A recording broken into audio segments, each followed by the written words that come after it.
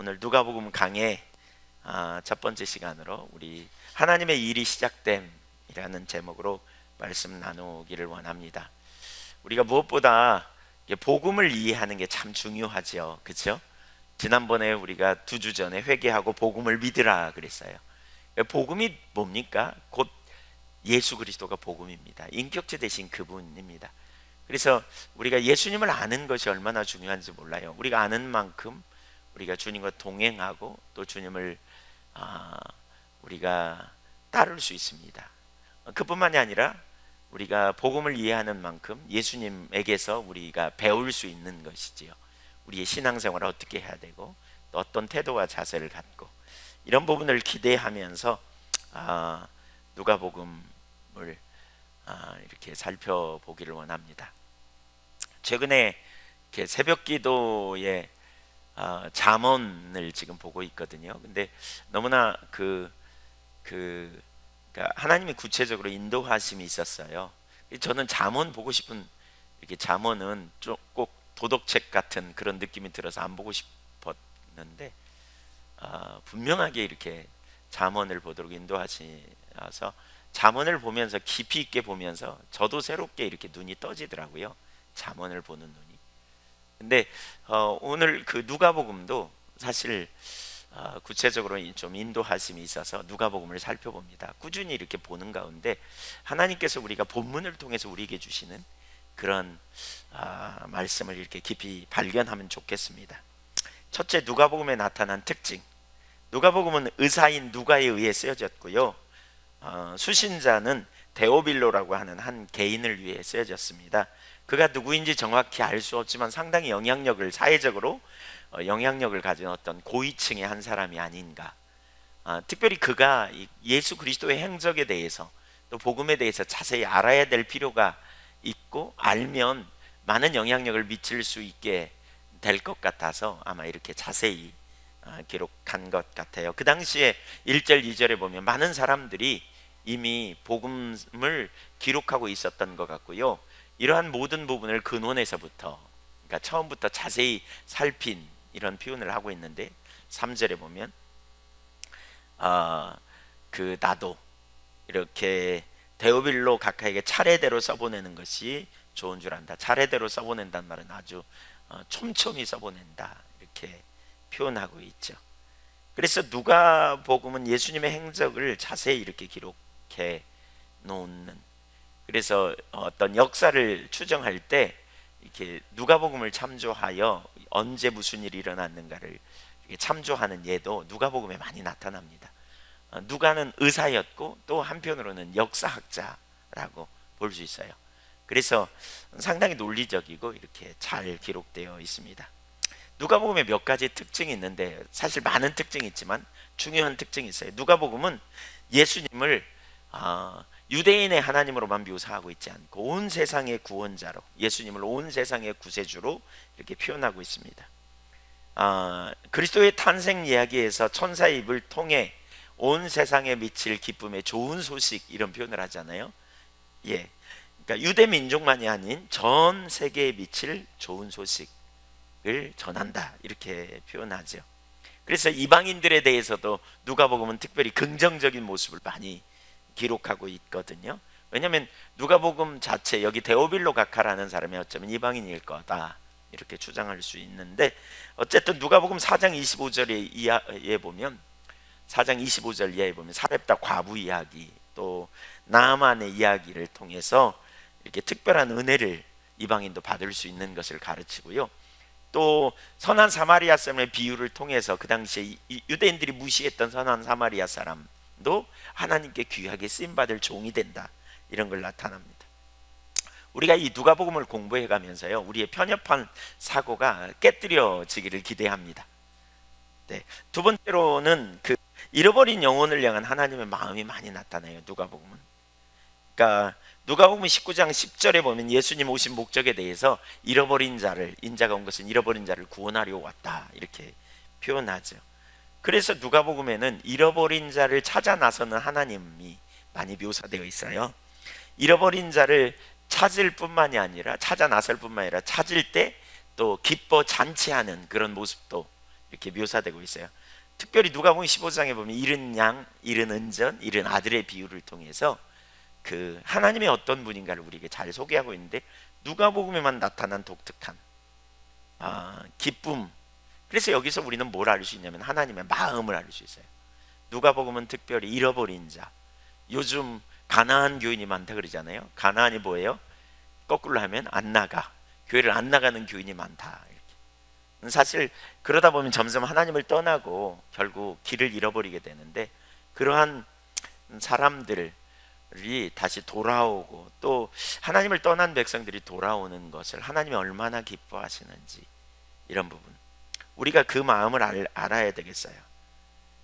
특별히 우리가 예수 믿고 구원받게 될 때 얼마나 하나님이 기뻐하시는가를 알고, 또 하나님이 복음을 전하는 것을 얼마나 기뻐하시는지 알므로 우리가 이웃을 향해 복음을 전할 수 있는 이 누가복음을 공부하면서 그런 기회가 됐으면 좋겠습니다. 여러분도 그렇게 되기를 원하십니까? 세 번째, 누가복음은 약자를 위한 복음입니다. 특별히 누가복음에서는 전인 구원을 다룹니다. 전인 구원. 그러니까 누가복음 4장 18절 19절에 보면 주의 성령이 내게 임하셨으니 이는 가난한 자에게 복음을 전하게 하시려고 내게 기름을 부으시고 나를 보내사 포로된 자에게 자유를, 눈먼 자에게 다시 보게 함을 전파하며 눌린 자를 자유롭게 하고. 여기 그 누가복음, 예수님이 누가복음에서 자신이 이 땅에 와서 사역을 감당하는 그 핵심 포인트가 뭔지 여기 쭉 말하죠. 가난한 자, 그러죠? 포로된 자, 눈먼 자, 그렇죠? 이런 자들에게 복음을 전하는 주의 은혜의 해를 전파하게 하려고. 그래서 누가복음에는요, 단지 이 구원을, 단지 영혼 구원만을 다루고 있지 않아요. 다른 복음서와 약간 다르게 누가복음은 전인 구원을 말해요. 전인 구원, 영혼의 구원을 다룰 뿐만이 아니라 육신의 연약함, 더 나아가 비정상적인 사회 문제들을 해결하려고 오셨다. 그래서 헬라어로 소조라는 단어가 있는데 구원이라는 단어는 전인 구원입니다.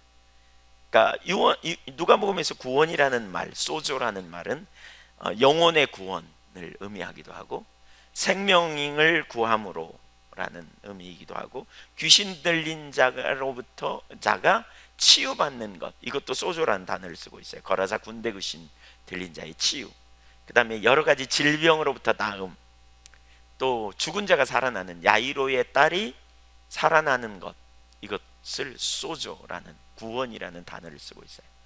그러니까 누가복음에서는 우리의 모든 영역의 구원, 모든 삶의 영역의 구원, 관계의 회복, 또 내적인 상처로부터의 회복, 이런 전인적인 구원을 말해요. 한 부분, 그냥 영혼 구원만 말하고 있지 않아요. 가난한 자들이 회복되는 역사도 말하고. 그래서 가난한 자들을 격려하고 부자들을 책망하는 그런 예들이 많이 나와요. 예를 들면 부자와 나사로 비유 같은 데를 보세요. 예. 그래서 부자를 책망하고 가난한 자를 격려하는 이런 구절들이 참 많이 나타나고요. 또 여자들에 대한 이야기가 많이 나와요. 누가복음에는 당시 여인들은 여권이 없었어요. 권리가 별로 없었어요. 그런데 여기서는 여성들을 존중히 여기고 여성들이 얼마나 많은 그 사역을 감당했는가, 이런 부분들이 많이 강조되어 있고요.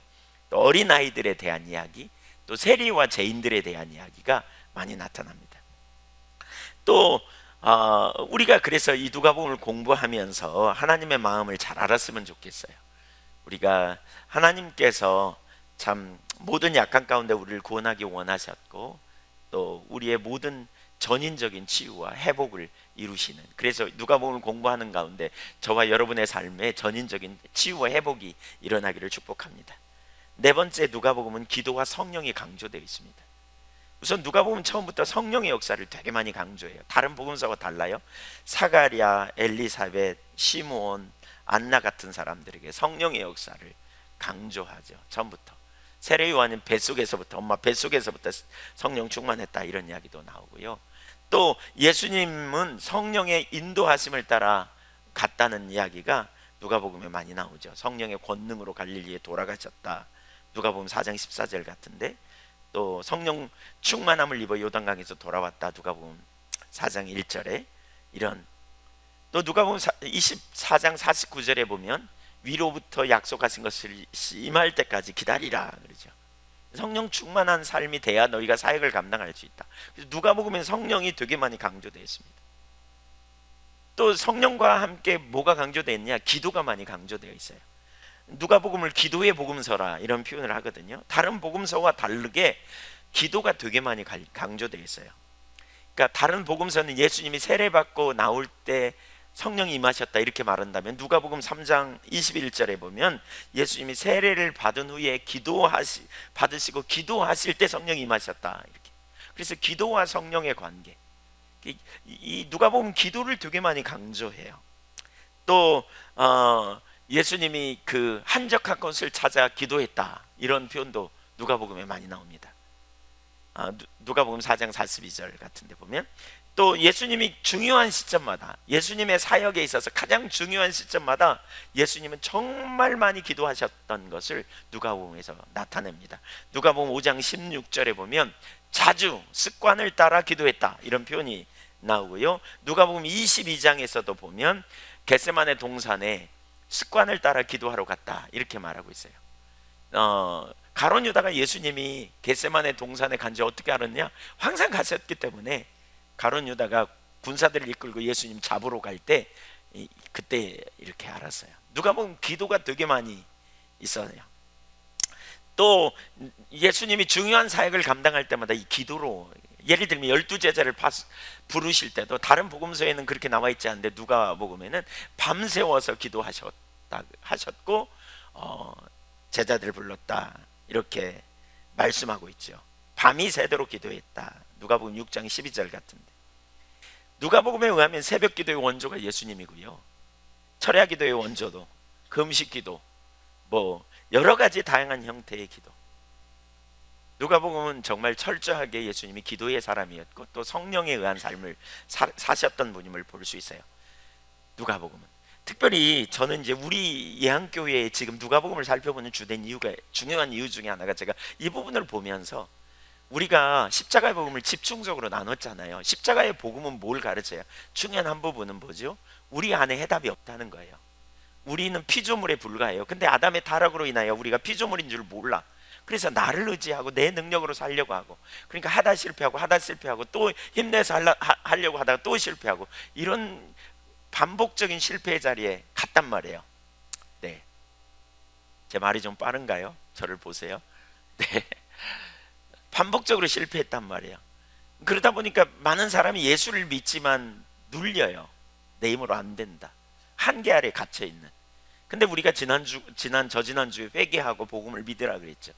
회개하는 것, 그게 뭐라 그랬어요? 우리가 죄인임을 알고, 너무나 심각해서 스스로 해결할 능력이 없음을 알고, 우리는 그 죄의 책임을 절 수밖에 없는, 그래서 하나님께 은총을 구하고 나갈 수밖에 없는 인생임을 깨달을 때, 자기 안에 절망할 때, 그때 복음을, 예수 그리스도를 믿고 예수 그리스도 안에서 우리의 삶이 놀라운 전환이 일어난다. 그 전환 중에 하나가 뭐겠어요? 믿음의 삶이라고 그랬죠. 내가 능력이 아니고 내 안에 역동적인 능력을 가지고, 부활의 능력을 가지고 우리 안에 오신 주님을 의지하며 사는 거죠. 그게 갈라디아서 2장 20절의 삶이에요. 그러니까 한계를 경험할 때마다 낭망하거나 좌절하는 게 아니고 주님을 의지하는 거죠. 그래서 예수님이 뭐라 그랬어요? 승천하시면서 내가 또 다른 보혜의 살 너에게 보내리니 그랬어요. 우리는 성령에 의한 삶을 살아야 돼요. 이 시대 지금. 근데 성령에 의한 삶을 살아야 되는 걸 우리는 알지만, 성령님이 여러분 안에서 어떤 역할을 하는지 가만히 생각해 보세요. 예수님의 승천부터 재림 사이를 사는 우리는 성령의 시대라 그래요. 성령께서 여러분 안에 무슨 일을 하고 계세요? 여러분, 성령님이 여러분에게 어떤 일을 하십니까? 우리를 고아처럼 버려두지 않기 위해 오셨는데 성령님이 나에게 어떤 일을 지금 하고 계십니까? 누가복음을 통해서 우리가 이런 부분을 더 깊이 깨닫고 인식하고 가면 좋을 것 같고요. 개인적으로 저 자신을 제가 보면 마음이 조금만 교만해지면요, 나를 과신하는 자리로 가요. 그러면 나를 과신하게 되면 어떻게 되느냐? 금방 자의식에 빠지고 교만해져요. 내가 뭔가 된 것처럼, 내가 뭔가 아는 것처럼, 나는 뭔가 가진 것처럼. 그러면 주님을 놓치더라고요. 초점을 주님에게서 놓쳐요. 그러면 교만의 자리가. 이 교만을 이기는 비결 중에 하나가 바로 기도하는 거고요. 진짜 겸손한 사람은 기도 않고는 견딜 수 없어요. 예수님이 우리에게 그걸 잘 보여주세요. 이 누가복음을 통해서 우리가 그걸 볼 수 있어요. 기도하지 않으면 안 돼요. 기도하지만 안 돼요. 나는 지혜가 없어요. 나는 무지해요. 나는 능력도 없어요. 그리고 그냥 그 열등의식에 갇혀 있는 사람들이 되게 많죠. 그러나 복음은 우리로 하여금 그걸 떨치게 하죠. 그러니까 예수님이 필요하지. 능력이 없습니까? 그러니까 예수님이 필요하지. 지혜가 없습니까? 그래서 예수님이 오셨지. 그래서 예수님이 오셨지. 우리가 예수님을 의지하고 그분의 능력으로 살아가는 실제적인 삶을 우리가 여기서 경험했으면 좋겠습니다. 저와 여러분의 삶에 이런 일이 있기를 간절히 소원합니다. 아멘. 그래서 구하는 자에게 성령을 주시지 않겠느냐 이렇게 말해요. 구하는 자에게 성령을 주신다. 그래서 기도와 성령. 여러분 성령 충만하게 원하세요? 무지하다고 말하세요. 능력이 없다고 말하세요. 제가 어떻게 해야 될지 잘 모른다고 말하세요.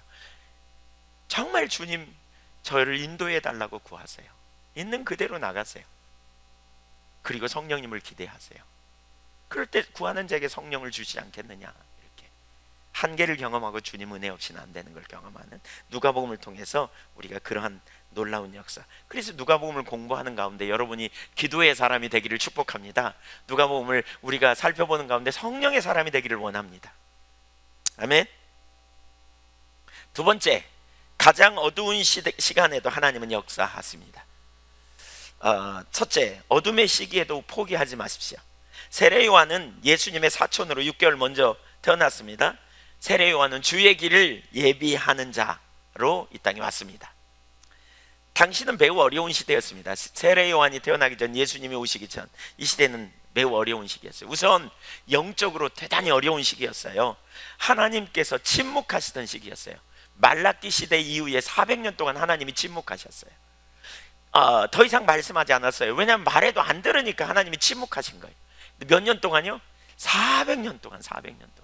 마치 아브라함의 후손에게 400년 동안 하나님께서 애굽 땅에 종살이 하도록 버려두실 때와 같이 400년 동안 하나님이 침묵하셨어요. 사실 하나님의 백성들이 승리할 수 있는 비결이 뭐냐? 하나님과 만남이에요. 여러분, 우리 신앙은 종교적인 몇 가지 의식을 행하는 게 아니라 그랬죠. 인격적인 하나님과의 관계라 그랬죠. 과거에 제가 왜 이렇게 인격적인 주님을 만난다면, 예수 믿고 난다면 왜 이렇게 신앙생활이 어렵지? 왜 이렇게 안 변하지? 대부분의 사람들이 가지고 있는 머릿속의 사고체계가 그거 같더라고요. 예수 믿기 어렵다는 의식. 이게 뭐가 잘못되지 않았는가? 그때 정말 많이 고민했는데, 그때 제 손에 주어졌던 책이 에이든 토제가 쓴 하나님을 추구함이라는 책이었어요. 그 책을 읽으면서 우리 신앙이 심각하게 문제가 있구나. 신앙은 doing이 아니고 관계구나. 하나님과의 관계구나. 이걸 깨달았어요. 나중에 보면서 하나님과 동행인 걸 알게 되었죠. 하나님과 동행이에요. 우리 신앙은 몇 가지를, 기록된 말씀에 의해 몇 가지를 지키고 안 지키고의 문제가 아니에요. 인격체 대신 하나님과 살아있는 생생한 친밀한 교제예요. 관계성이에요. 그리고 이 관계성에서 중요한 게 뭐냐? 하나님 말씀을 듣는 거예요. 하나님은 영이시기 때문에 우리가 눈으로 볼 수 있지 않잖아요. 하나님은 영이시기 때문에 하나님 자신을 말씀으로 계시하세요. 그래서 우리가 말씀을 읽는 가운데 깨닫고, 설교를 듣는 가운데 깨닫고, 경건한 서적을 통해서 우리가 하나님이 어떤 분인지를 알게 되고, 또 기도하는 가운데 깨닫죠. 설교 무진장 많이 듣지만 하나님의 말씀을 전혀 못 들을 수 있어요. 왜냐하면 사람의 말로 들리고요. 왜냐하면 성령께서 조명하시지 않으니까. 그 시대에 성경이 없었단 말이 아닙니다. 말라기 시대 이후에. 그 시대에, 그렇죠? 제사장이 없었단 말이 아닙니다. 있었습니다. 근데 하나님이 침묵하신 거예요. 그러니까 사람들이 하나님 말씀을 못 들은 거예요. 하나님의 말씀을 들을 때 삶의 변화가 일어나고, 하나님 말씀을 들을 때, 하나님을 만나게 될 때 우리 삶에 전환이 일어나고, 조정이 일어나고, 회복이 일어나잖아요. 최근에 개인적으로는 새벽 기도를 다시 하고 주님을 매일 찾고 이러면서 너무 좋은 시간이 됩니다. 왜 좋은 시간이 되냐면요, 하나님을 깊이 찾는 가운데 하나님께서 계속 말씀을 깨닫게 하시고 인도하시는 경험이 돼요. 제 모습을 보여주시고 또 하나님이 누구인지 알게 되죠. 그러니까 삶이 전환되고요, 조정이 일어나고요. 우리 삭개오 이야기 지난번에 살펴봤잖아요. 삭개오가 어떻다고요? 삭개오가 어떻다고요? 자기 목적을 위해 살아서 돈이 목적이었어요. 돈을 추구하고. 근데 허무함과 뭔가 하나님이 일하시는 시간을 경험했던 것 같아요. 그러니까 결국 예수님이 지나간다 그러니까 예수님 만나러 온 거예요. 그리고 뽕나무 위에까지 나무 위에까지 기어 올라갔고요. 그때 예수님이 그를 만나 주시고 그 집에 가겠다 그랬더니 그의 삶에 놀라운 전환이 일어나죠. 뭐예요? 내 재산의 반절을 팔아 가난한 자에게 나눠주고, 내가 남의 것을 토색한 일이 있거든 네 배나 갚겠나이다, 이렇게 말해요. 아니, 예수님이 그에게 너 재산 많이 모았는데, 너 나쁜 짓 많이 했는데 그걸로 남 좀 도와줘라, 이렇게 말해서 한 게 아니에요. 그냥 주님과 만나는 가운데 그 속에 그러한 말씀의 혁명이 일어난 거예요. 여러분, 주님과 만나면요, 설교를 통해서 이렇게 알아요, 이렇게 해야 됩니다, 아무리 말해도, 갖다 들이대도 주님 만나지 않으면요 상처받고요, 주님 만나지 않으면 짜증나요. 안 변해요. 결국 주님께서 하셔야 되는 거죠. 400년 동안 침묵했다. 그 시대가 어땠으리라고 생각되세요? 아모스 8장 11절에 보면 주 여호와의 말씀이니라. 보라, 날이 이를지라 내가 기근을 땅에 보내리니 양식이 없어 주림이 아니며 물이 없어 가람이 아니요 여호와의 말씀을 듣지 못한 기갈이라. 아모스 시대에 바로 400년 침묵할 걸 하나님이 예언하신 것 같아요. 12절, 사람이 이 바다에서 저 바다까지 북쪽에서 동쪽까지 비틀거리며 여호와의 말씀을 구하려고 돌아다녀도 얻지 못하리니 그날에 아름다운 처녀와 젊은 남자가 다 갈아여 쓰러지리라. 하나님 말씀을 듣지 못하면 우리 다 쓰러집니다. 말씀이 우리 가운데 깨달아지지 않으면 우리는 형식적인 신앙인으로 전락하고요, 우리 안에 자기중심성이 꿈틀거리고 올라오고요, 금방 우리가 자기중심적인 자리로, 마음으로 하나님을 탁 떠나 형식적인 신앙으로만 남습니다. 여러분 마찬가지입니다. 교회 오고 오래 다녀도요, 여러분 마음 안에 하나님의 말씀이 여러분에게 조명되어지고 깨달아지는 일이 없으면 여러분 형식적인 신앙인일 수밖에 없습니다. 안 변합니다. 교회 꼭 다녀야 되나? 막 이런 생각이 쑥쑥 올라옵니다. 네, 타협하는 마음이 막 올라오고요. 그런 사람 알고 계신 분 손 들어보세요. 네, 그렇게 될 수밖에 없어요. 그래서 우리가 하나님의 말씀이 우리에게 들려야 돼요. 성령께서 조명해 주셔야 돼요. 말씀이 안 들리면 뭔가 문제가 있어요. 말씀이 안 깨달아지면 뭔가 문제가 있는 거죠. 바로 그 시대에 이런 자리에 갔다는 거예요. 400년이나.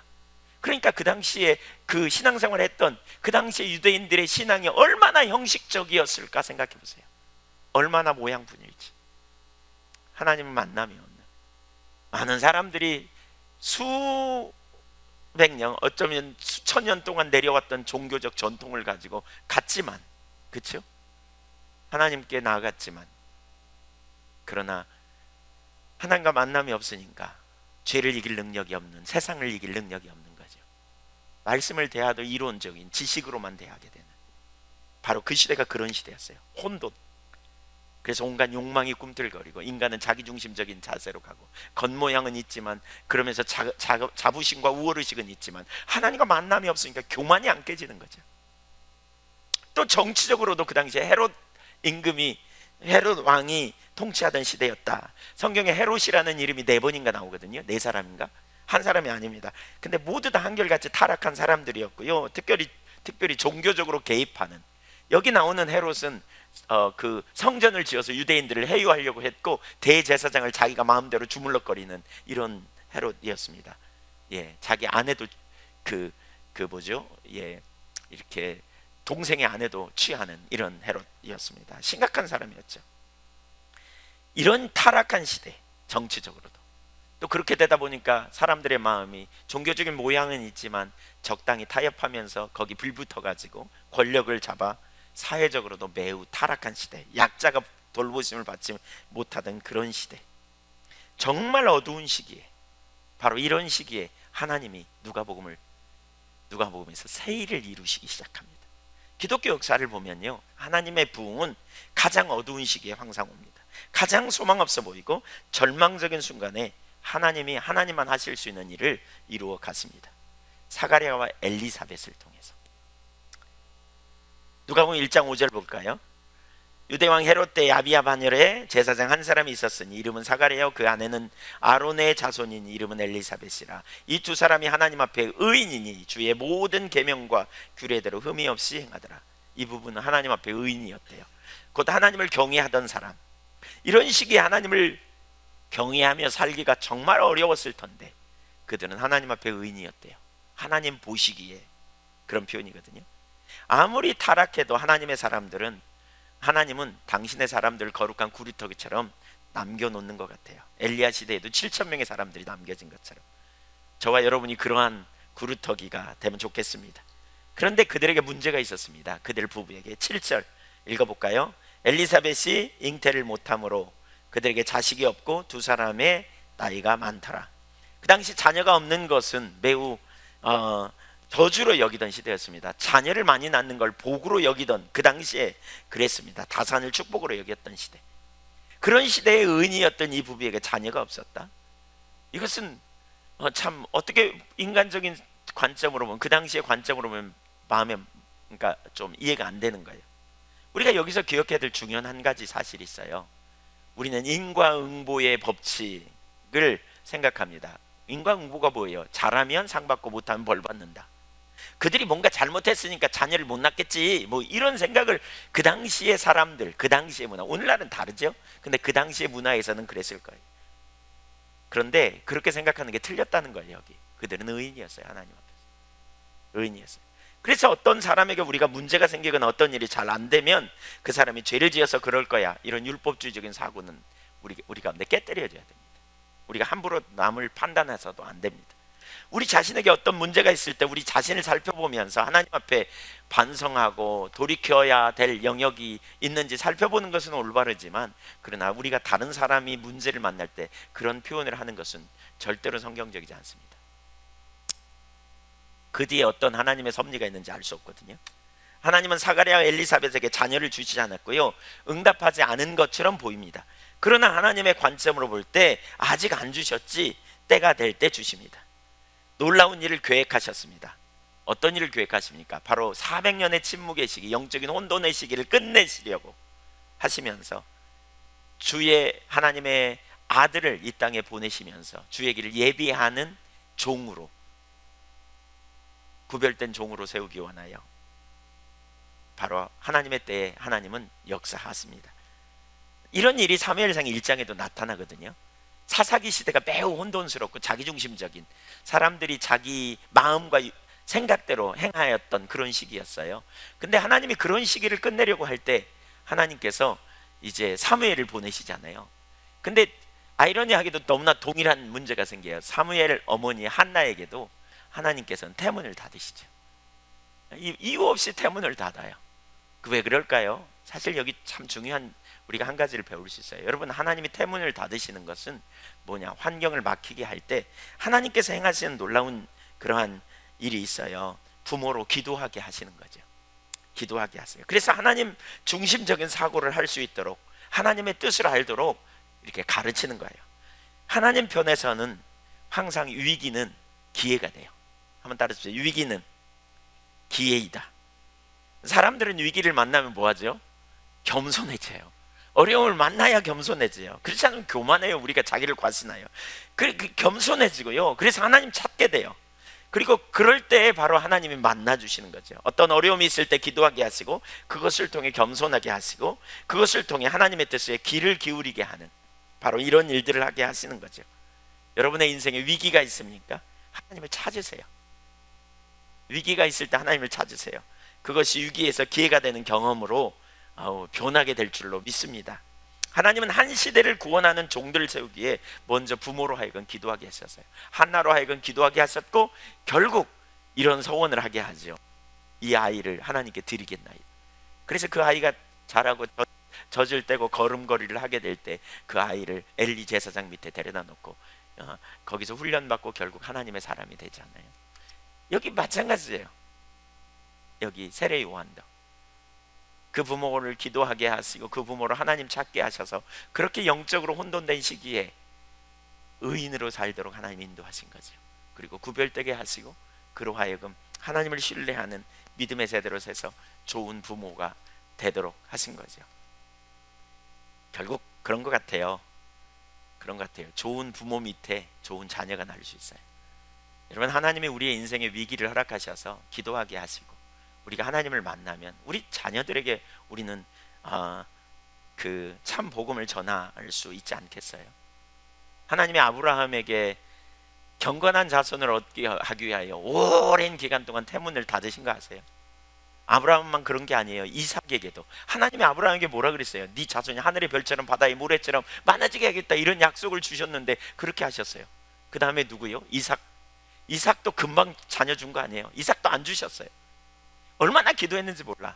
나중에 성경에 보면 창세기 25장인가 거기 어디 그 보면 그러니까 20 그 뒤에입니다. 25장이 아니고 보면 이삭이 하나님께 기도함으로 하나님이 리브가의 태회를 열으셨더라, 이렇게 말합니다.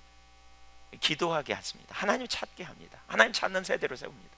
제가 봐도요, 우리 기도 안 합니다. 잘. 저도 언제 기도하냐, 교회에 좀 어려움이 오든지 뭔가 이거 아닌 것 같은데 이럴 때 하나님 찾습니다. 네. 저만 그런가요? 여러분도 그러죠? 네, 아니에요? 맞아요? 네, 그런 의미에서 위기는 기회예요. 인생 해결되지 않는 문제를 가지고 있습니까? 어둠의 시간을 보내고 있습니까? 포기하지 마십시오. 위기가 기회가 돼요. 바로 그 시기에 하나님을 믿음으로 의지하고 하나님을 찾으십시오. 왜 하나님께서 사가랴에게 자식을 일찍 주지 않았겠는지 아시겠습니까? 하나님은 전능하십니다. 완전하십니다. 우리에게 주어진 기회를 우리는 인간적으로 해결하려고 하지 말고, 우리 믿음의 사람은 그런 시기를 만나면 우리가 하나님 찾고 하나님께로 돌이키고 하나님의 뜻이 무엇인지 우리가 하나님을 찾는 자리로 가야 돼요. 하나님은 어떻게 역사하실지 몰라요. 우리가 하나님을 신뢰하고 믿음으로 가는 거예요. 저와 여러분이 그 자리에 있기를 소원합니다. 하나님은 위대한 계획을 가지고 계세요. 우리가 다 이해할 수 없을지라도. 근데 그게 안 보이니까 우리는 죽을 것 같죠. 죽을 것 같죠. 우리는 빨리 태문을 열고 빨리 환경이 열리고 뭔가 잘 되면 좋겠는데 왜 이렇게 안 하시나? 하나님은 기도하게 하셔서요, 우리로 하나님의 사람으로 만드시는 거예요. 그리고 그럴 때 하나님께서 우리에게 태문을 열으시고 태문을 열으셔서 우리에게 뭔가 주시면 그때 우리는 그 주신 것을 하나님의 눈으로 보고 하나님의 관점으로 우리는 대할 수 있을 거거든요. 네. 두 번째, 하나님의 일하심 기도응답. 누가복음 1장 8절에 마침 사가랴가 그 반열의 차례대로 하나님 앞에서 제사장의 직무를 행할세. 9절 10절 같이 읽죠.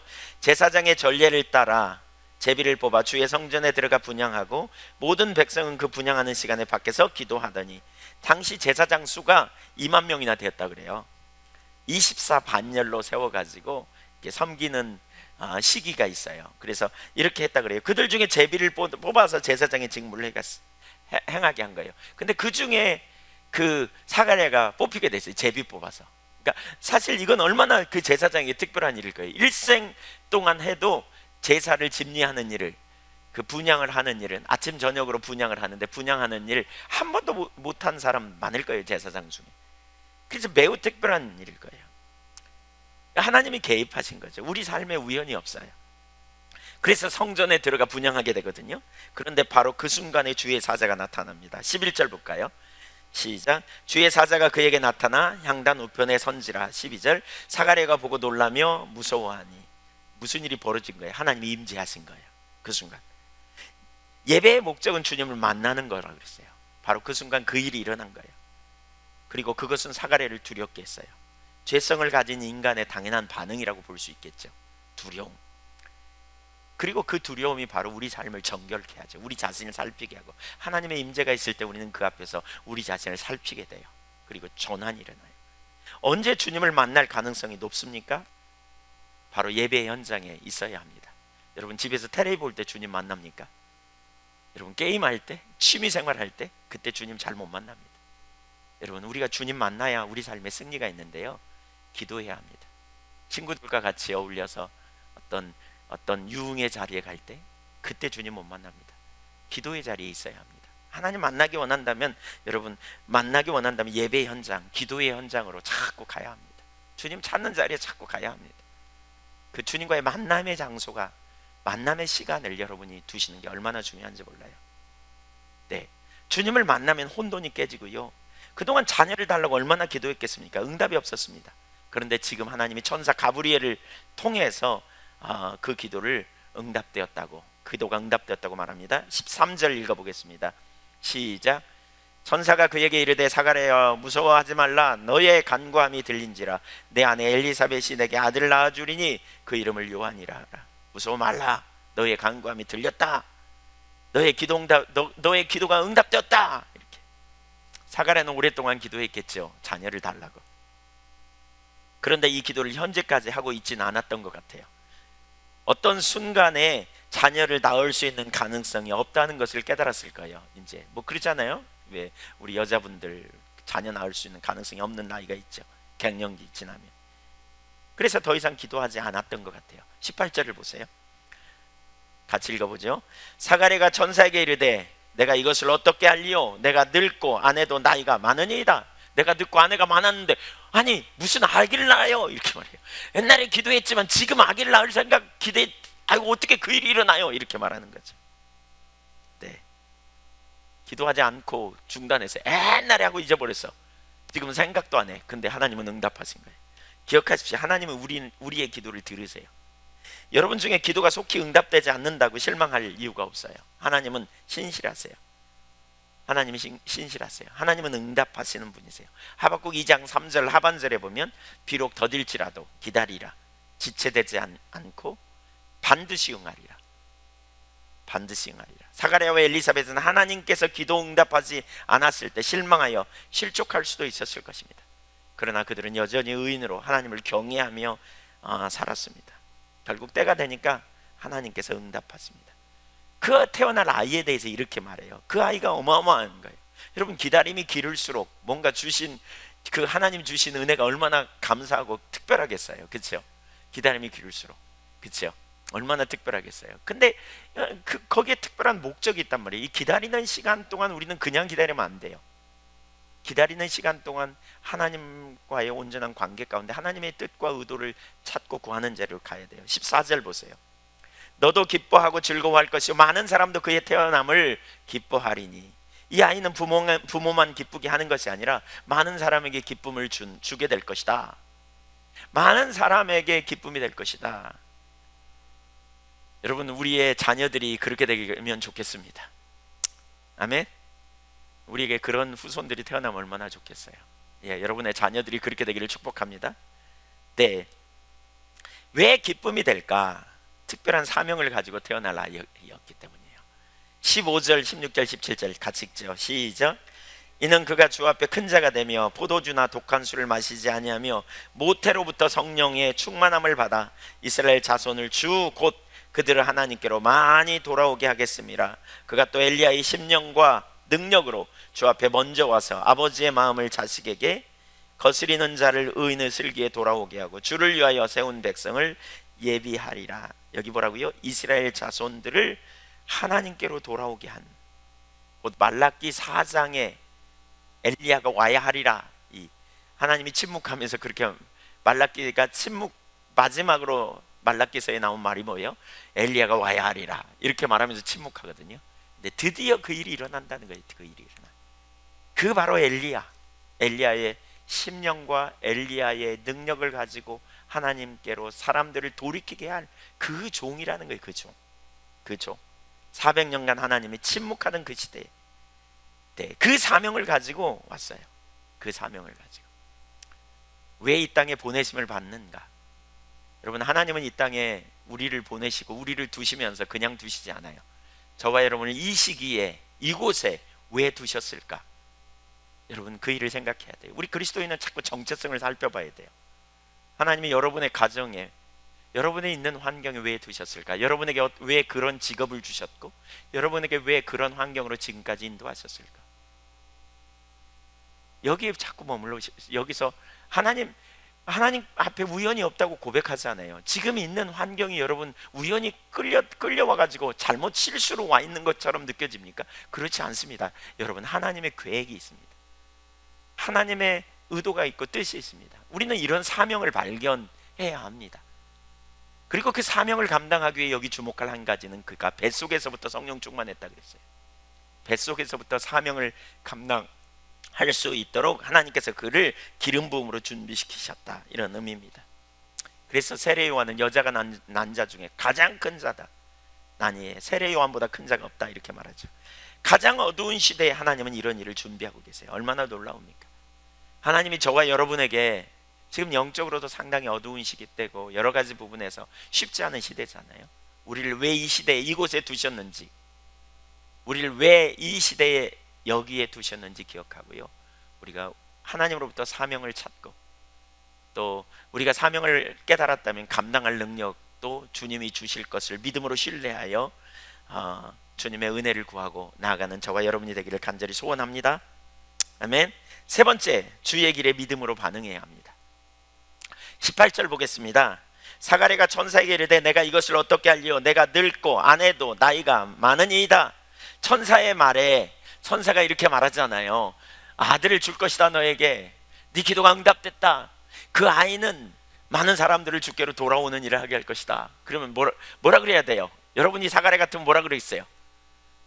아멘 할렐루야 주님 감사합니다 이렇게 나와야 되니, 이렇게 나와야 될 것 같잖아요. 근데 그렇게 안 해요. 그렇게 안 해요. 그래야 영적일 것 같은데, 그래야 의인다운 것 같은데 그러지 않아요. 여러분, 의인으로 살 이 사람이 의인이었지만 항상 우리가 겸손해야 될 이유가 여기 있어요. 진짜 겸손해야 될 이유가, 저는 개인적으로 하나님이 저에게 큰 축복을 주신 것 중에 하나가 그거라고 생각해요. 계속해서 제가 뭔가 좀 된 것 같고 좀 뭔가 안 것 같이 여길 때마다 여지없이 저에게 하나님께서 뭐라고 감동하시냐면, 기도만 하면 안다고 생각하는 거 내리라. 특별히 빌립보서 3장 12절, 뒤에 있는 것은 잊어버리고 앞에 있는 것을 잡으려고 죽을 힘을 향해 달려갔던 바울 사도와 같이 그 태도를 취하라고. 제가 꽤 많이 알았던 것 같아. 꽤 많이 아는 것 같아요. 근데 자꾸 그거 내리라고 그러고, 그러면 이제 겸손하게 하나님을 찾고 알게 해달라고, 주님 제가 모른다고, 주님 저에게 은혜를 부어달라고, 그러면 새로운 어떤 부분을 깨닫는 은혜를 주세요. 깨닫는 은혜를. 새로운 깨달음.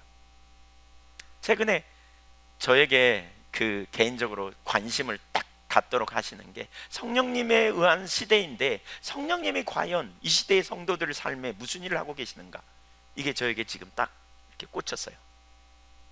제가 화요 모임의 성령에 의한 삶에 대해서 시리즈로 좀 살펴보려고 해요. 좀 연구해서 저도 더. 성령님이 우리 성령의 시대예요. 지금 여러분 성령의 시대잖아요. 성령님이 고아처럼 버려두지 않으려고 우리에게 오셨어요. 요한일서 4장 13절에 보면 그의 성령을 주심으로 우리가 그가 우리 안에 거하시는 줄 우리가 안다 그랬어요. 우리가 그 예수님 안에, 우리가 하나님 안에, 하나님이 우리 안에, 누구를 통해? 성령을 통해. 그러니까 그 친밀한 교제의 삶이 성령님을 통해 우리 가운데 이루어지는 실제적인 역사가 있어야 되는데, 그 삶을 어떻게 개인적으로 체험하고 경험하고 누리고 있는지. 뭐 저 자신도 그렇지만 오늘날 성도님들의 삶에 이 삶이 되어지면 진짜 강력하겠구나. 새로운 주제를 또 생각나게. 예. 그 부분을 소원을 두고 행하게 하시고, 조만간 보세요. 여러분 이제 보세요. 나중에 이 부분이 명쾌하게 더 정리될 거예요. 지금 정리 안 됐습니다.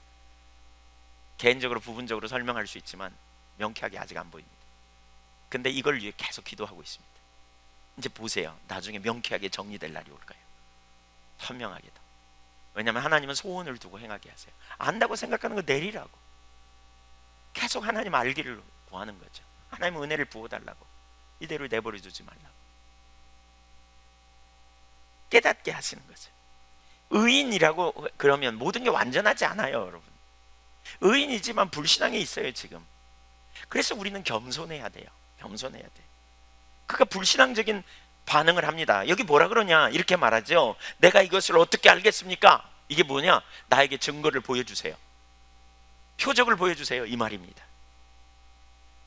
믿을 수 없다는 거죠. 불가능하다는 거죠. 이게 진짜 하나님의 약속이라면 표적을 보여주세요, 이렇게 말합니다. 그는 불신앙적인 반응. 믿음은 우리의 논리를 뛰어넘는 거죠. 우리의 이성을 뛰어넘어요. 우리는 이성이나 논리가 진리라고 굳게 믿어요. 그러나 하나님의 말씀은 이성과 논리를 뛰어넘어 그걸 초월하는 거죠. 그걸 깨뜨려줘야 우리가 믿음의 삶을 살아요. 그래야 우리가 하나님을 믿어요. 하나님께 능치 못하심이 없음을 믿는 것입니다. 믿음은 하나님을 믿는 것이지요. 우리의 논리가 아닙니다. 하나님을 신뢰해야 합니다.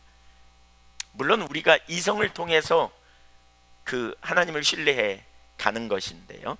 그러자 가브리엘이 사가랴에게 이렇게 말합니다. 19절, 천사가 대답하여 이르되 난 하나님 앞에 서 있는 가브리엘이라. 이 좋은 소식을 전하여 네게 말하려고 보내심을 받았노라. 가브리엘에게 온 목적이 뭐야? 내 자신을 소개하죠. 나 가브리엘이야. 나 천사장 중에 한 명이야. 이 좋은 소식을 너에게 전하려고 하는 거야. 근데 넌 어째 못 믿어. 뭐 그런 거죠. 내가 보내심을 받았어. 하나님도 보내심을 받았어.